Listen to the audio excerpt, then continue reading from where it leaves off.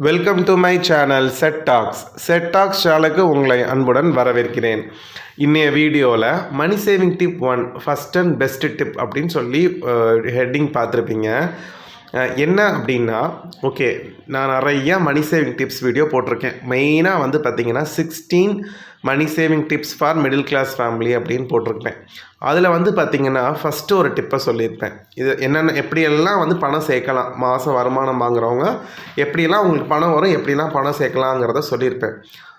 என்ன டிப்புங்கிறத மட்டும்தான் சொல்லியிருப்பேன். ஸோ எனக்கு என்ன தோணுச்சு அப்படின்னா, நிறைய பேர் என்னால் சேர்க்கவே முடியலை அப்படின்னு வந்து சொல்கிறீங்க. என்ன டிப்ஸ் சொன்னாலும் முடியலன்றீங்க. இப்போ நான் ஃபஸ்ட்டு ஒரு சேவிங் டிப்ஸ், அந்த வீடியோவில் சொல்லியிருக்கக்கூடிய அதே சேவிங் டிப் ஒன்றாம் நம்பர் சொன்ன அந்த சேவிங் டிப்ஸ் என்ன அப்படிங்கிறத சொல்லிவிட்டு, அந்த சேவிங்ஸை எப்படி பண்ணுறது, உங்களால் முடியலை அப்படின்னா எப்படி அந்த சேவிங்ஸை பண்ண வைக்கிறதுக்கு ஒரு 4 டிப்பு சொல்லியிருக்கேன். அதை தான் வீட்டில் டீட்டெயிலாக பார்க்கலாம் வாங்க. ஃபஸ்ட் அண்ட் பெஸ்ட்டு டிப்பாக நான் இதை தான் சொல்லுவேன். ஏன் ஃபஸ்ட்டு டிப் இது தான், ஏன் பெஸ்ட்டு டிப் இது தாங்கிறதையும் நான் சொல்கிறேன். வாங்க இப்போ நம்ம வீடியோக்குள்ளே போகலாம். என்ன அந்த டிப் அப்படின்னா, save at least 10% of your income. உங்களுடைய மொத்த வருமானம், ஒரு மாதத்துக்கு நீங்கள் எவ்வளவு வருமானம் ஈட்டுறீங்களோ, இல்லை ஒவ்வொரு வருமானம் வரும்பொழுதோ நீங்கள் என்ன பண்ணணும், அந்த வருமானத்திலிருந்து 10%, குறைந்தபட்சம் 10% சேர்க்கணும். மேக்ஸிமம் 15%, 20%, 30% எல்லாம் சேர்க்கறது உங்களுடைய விருப்பம். ஆனால் ஒரு சேமிப்பு அப்படின்னு நம்ம ஸ்டார்ட் பண்ணணும்னு நினச்சா உங்களுடைய வருமானத்தில் குறைந்தபட்சம் 10% சேர்த்துடணும்.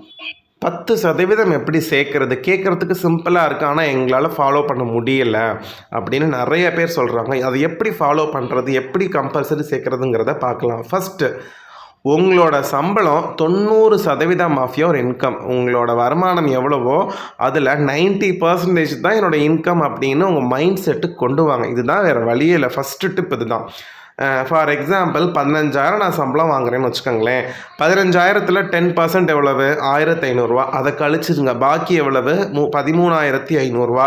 13,500 வந்து பார்த்திங்கன்னா 15,000தோட 19%. ஸோ இதுதான் என்னுடைய சம்பளம், 13,500 தான் என் சம்பளம் அப்படிங்கிறத நீங்கள் எல்லா இடத்துலையும் சொல்லணும். நீங்கள் மனசுக்குள்ளே நினச்சிக்கணும், ஆட்டோமேட்டிக்காக நினச்சிக்கணும். உங்களோட 90% சம்பளத்தை தான் என்னுடைய சம்பளம், முழு சம்பளம் நீங்கள் நினச்சிங்கன்னா மட்டும்தான் நீங்கள் வந்து ஃபஸ்ட்டு என்ன செய்ய முடியும், அந்த 10% சேர்க்க முடியும்.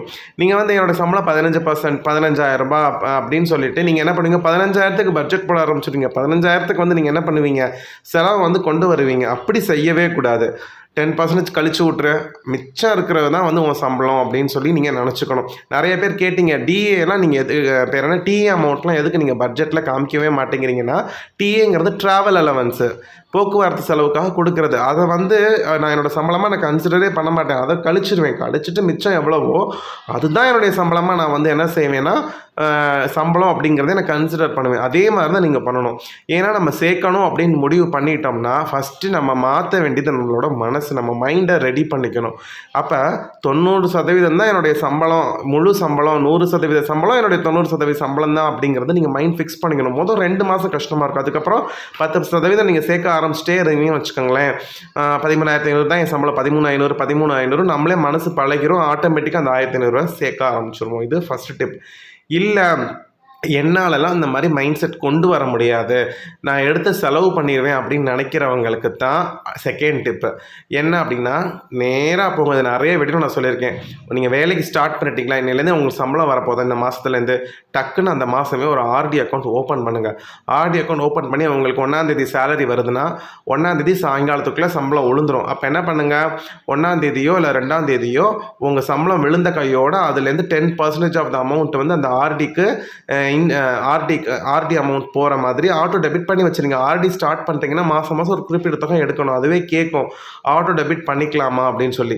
அப்படி பண்ணிக்கலாம். அந்த ஆப்ஷன் நீங்கள் கிளிக் பண்ணிட்டீங்கன்னா உங்கள் சேலரி விழுந்த கையோட 15,000 விழுகுதுன்னா 1,500 அதை எடுத்துரும். மிச்ச அமௌண்ட் தான் இருக்கும். அது ஆட்டோமேட்டிக்காக உங்கள் ஆர்டி அக்கௌண்ட் போய் சேர்க்க ஆரம்பிச்சிடும். ஸோ அப்போ உங்கள் அறியாமலே அடுத்த எத்தனை மாதத்துக்கு நீங்கள் ஆர்டி ஆக்டிவேட் பண்ணியிருக்கீங்களோ அந்த மாதம் சம்பளம் வந்த கையோடு அதை எடுத்துகிட்டு மிச்ச காசு தான் உங்கள்கிட்ட வச்சுருக்கும். அப்போ ஆட்டோமேட்டிக்காக என்ன பண்ணுவீங்க, அந்த ஒரு கமிட்மெண்ட்டுக்குள்ளே நீங்கள் போய் விழுந்துட்டீங்க, ஆட்டோமேட்டிக்காக அது சேர்த்துரும். மிச்சம் இருக்கிற அமௌண்ட்டை தான் எடுத்து நீங்கள் செலவு பண்ணுற மாதிரி இருக்கும். எய்தர் ஃபஸ்ட்டு நான் மைண்டை வந்து நான் கண்டிப்பாக நல்லா ஃபிக்ஸ் பண்ணிப்பேன், நான் அதில் கரெக்டாக இருப்பேன்னா ஃபஸ்ட்டு டிப்பை ஃபாலோ பண்ணுங்கள். எனக்கு கேட்டால் செகண்ட் டிப் தான் பெஸ்ட்டு. நீங்கள் வந்து மைண்டு என்ன தான் ஃபிக்ஸாக இருந்தாலும் அதை உண்டியில் சேர்க்குறத விட இந்த மாதிரி ஒரு ஆர்டியில் போட்டிங்கன்னா உங்களுக்கு அந்த இன்வெஸ்ட்மெண்ட் மாதிரி ஆயிரும். ஒரு சின்ன இன்வெஸ்ட்மெண்ட் மாதிரி ஆயிருக்கும். அதுக்கு ஒரு வட்டி கிடச்சிட்ருக்கும். அது பாட்டுக்கு சேஃபாக ஒரு இடத்துல போய் சேர்ந்துட்ருக்கும். இப்போ நீங்கள் இது மாதிரி நீங்கள் கமிட் பண்ணிக்கிட்டிங்கன்னா உங்களை அறியாமலேயே 10% ஆஃப் த அமௌண்ட்டை வந்து நீங்கள் சேர்த்துருவீங்க. அடுத்து நிறைய பேர் என்ன சொல்கிறாங்க, என்னால் சேர்க்க முடியாது, மிச்சம் 90% ஆஃப் த இன்கம் வச்சுருந்தேன் அப்படின்னா அது என் செலவுக்கே பத்தாது, நான் போய் கடன் வாங்குற மாதிரி இருக்கும், கடன் வாங்கி தான் என் செலவை பார்க்குற மாதிரி இருக்கும், நான் அப்படி கடன் வாங்கி செலவு பண்ணிட்டு இருக்க சமயத்தில் நான் சேமித்து என்ன பண்ண போகிறேன்னு நிறைய பேர் சொல்லுவீங்க. அந்த அளவுக்கு உங்களுக்கு வந்து செலவுகள் இருக்குது அப்படின்னா நீங்கள் உட்காந்து யோசிக்கணும். என்னோடய எக்ஸ்பென்ஸை அட்ஜஸ்ட் பண்ணால் மட்டும்தான் இப்போ 10% வந்து சேர்க்க முடியும். இப்போ ஒருத்தர் வந்து 10,000 சம்பளம் வாங்குறாரு. அவர் வந்து வாடகையே 5,000 கொடுத்துட்டாருன்னா மிச்சம் 5,000 வச்சு அவர் எப்படி சேமிக்க? அந்த 10,000 ஒரு 1,000 சேமித்தாலும் 5,000 வாடகைக்கு போயிடும். மிச்சம் 4,000 வச்சு எப்படி ஃபேமிலி ரன் பண்ண முடியும்? அப்போ கரெக்ட், அவர் சொல்கிறது கரெக்டு. பட் ஆனால் அவர் பண்ண தப்பு. 10,000 நம்ம சம்பளம் வாங்கினா 50% ஆஃப் இன்கம்மை நீங்கள் வாடகைக்கே கொடுக்குறது தப்பு. நீங்கள் 2,000 இல்லை 2,500 3,000 தான் வீடு பார்க்கணும். அப்போ ஃபஸ்ட்டு வந்து உங்களால் பணத்தை சேமிக்க முடியலன்னா வேறு எங்கேயும் உங்கள் பணம் போகுதுன்னு அர்த்தம். மெயினாக ஃபஸ்ட்டு ரெண்ட்டை பாருங்கள். நீங்கள் எவ்வளோ உங்களோட சம்பளம் எவ்வளவோ அந்த சம்பளத்தில் 30% குறைவாக தான் நீங்கள் ரெண்ட்டுக்கே கொடுக்கணும். அதுக்கு மேலே கொடுக்குறீங்கன்னா உங்களால் எந்த செலவுமே பண்ண முடியாது. 10,000 சம்பளம் வாங்குறீங்கன்னா 3,000 தான், இல்லை 2,500. இல்லை இப்போ எனக்கெலாம் நான் வீடு பார்க்குறப்ப திருச்சியில் இவ்வளோ நாள் சொந்த வீட்டில் தான் இருந்தேன். ஆனால் திருச்சியில் நான் வீடு பார்க்குறப்ப பார்த்தீங்கன்னா எவ்வளோ மேக்ஸிமம் குறைக்க முடியுமோ நான் குறைச்சேன். அப்போ நீங்கள் ரெண்ட்டுக்கே எல்லா அமௌண்ட்டையும் கொடுத்தா நீங்கள் சேர்க்கவே முடியாது. அப்புறம் எலக்ட்ரிக்கல் ஐட்டமை கம்மி பண்ணிக்கோங்க. பொருள் வந்து கம்மியாக வச்சுக்கிட்டு எது தேவையோ அந்த ரெக்கையோடு எலக்ட்ரிக்கல் ஐட்டம் மட்டும் இருந்தால் போதும். தேவையில்லாததை வாங்கி போட்டு அது கரண்ட்டு பில்லு கொண்டு போய் 3,000 4,000 கட்டுறத நீங்கள் அதெல்லாம் கம்மி பண்ணி EB பில்லை கம்மி பண்ணியிருந்தீங்கன்னா அழகாக அந்த அமௌண்ட்டை நீங்கள் 10% எடுத்து வச்சு சேர்க்கலாம். அடுத்து மெயினாக பெட்ரோலுக்கு போகும். மெயினாக 3 எக்ஸ்பென்ஸ் வந்து நம்ம பர்சத்தோடுன்னு பார்த்தா, ஒன்று ரெண்ட்டு, ஒன்று EB பில்லு, ஒன்று பெட்ரோல் எக்ஸ்பென்ஸு. பெட்ரோல் எக்ஸ்பென்ஸ்க்கு பெட்ரோலுக்கு அதிகமாகுதா, பப்ளிக் டிரான்ஸ்போர்ட்டை யூஸ் பண்ணிக்கோங்க. டவுன் பஸ்ஸில் போய்ட்டு சிட்டி பஸ்ஸில் போய்ட்டு வாங்க, ஃப்ரீ பாஸ் யூஸ் பண்ணிக்கோங்க.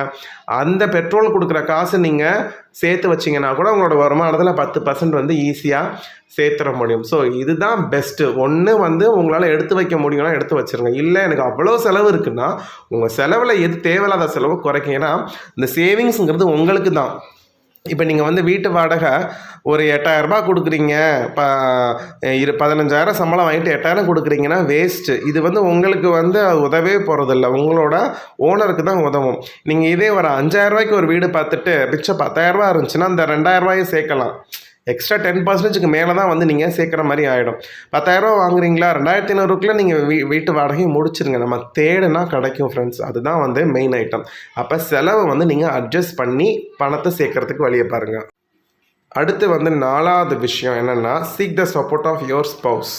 இப்போ நீங்கள் வந்து உங்களோட நான் ஓட்டக்கையாக இருக்கேன், நான் செலவழிச்சிருவேன் அப்படின்னா உங்களோட லைஃப் பார்ட்னர்கிட்ட அந்த அமௌண்ட்டை கொடுத்து சேர்க்க சொல்லி பண்ணுங்கள். இப்போ நிறைய பேர் ஜென்ஸ் இருப்பாங்க. நிறைய ஜென்ஸ் என்ன பண்ணுவாங்க, 10% அவங்களால கண்டிப்பாக சேர்த்து வைக்க முடியும். ஆனாலுமே தங்களை அறியாமல் நிறையா செலவு பண்ணிடுவாங்க. அந்த மாதிரி இருக்கிறவங்க என்ன பண்ணுங்கள், உங்களுக்கு சம்பளம் வந்த கையோட ஒரு 10% எடுத்து உங்கள் ஒய்ஃப் கிட்ட கொடுத்து இதை பத்திரமா சேர்த்து வைனா அவங்க ப்ராப்பராக சேர்த்து வச்சுருவாங்க. இப்போ இதே வந்து இப்போ லேடிஸ் வந்து இருக்கீங்க, என்னால் சேர்க்க முடியாது, நான் செலவு பண்ணிவிடுவேன், டக்குன்னு வந்து இம்பல்சிவாக நான் வாங்கிடுவேன் உங்களுக்கு ஃபீல் ஆச்சுன்னா நீங்கள் என்ன பண்ணுங்கள், அந்த அமௌண்ட் உங்கள் ஹஸ்பண்ட் நல்லா சேர்க்குறாரு அப்படின்னு தெரிஞ்சிச்சுன்னா அந்த 10% ஆஃப் த அமௌண்ட்டை எடுத்து எனக்காக நீங்கள் சேமித்து வச்சுருங்க, எதுலையாவது இன்வெஸ்ட் பண்ணிடுங்க, உங்கள் ஹஸ்பண்ட் கிட்ட கொடுத்துருங்க. அப்போ ஆட்டோமேட்டிக்காக அந்த அமௌண்ட் வந்து சேமிச்சுக்கிட்டே போயிட்டே இருக்கும், சேமிப்பு வந்து நடந்துக்கிட்டே இருக்கும்.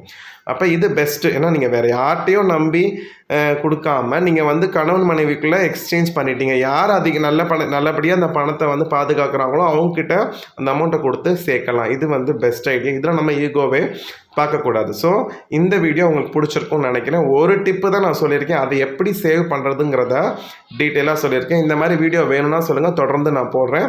அடுத்த வீடியோவில் உங்கள் எல்லாரையும் பார்க்குறேன். Bye friends.